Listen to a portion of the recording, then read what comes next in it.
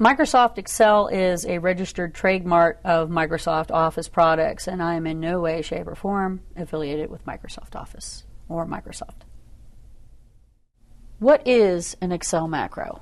An Excel macro is essentially a shortcut that you can create in one workbook and be able to use it amongst the different sheets in that workbook, or you can use it in multiple workbooks.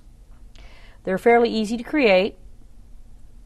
In order to create them, all you got to do is click on the Tools menu, click on Macro, click on Record a new macro. You would name your macro, whatever you want to name it.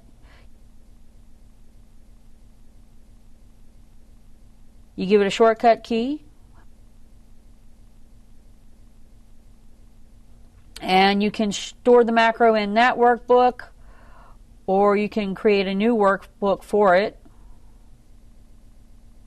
And then you would click OK and then actually go through the steps of what you want to do in that particular workbook, and then stop recording, and then use your shortcut key to apply that to different worksheets or different workbooks.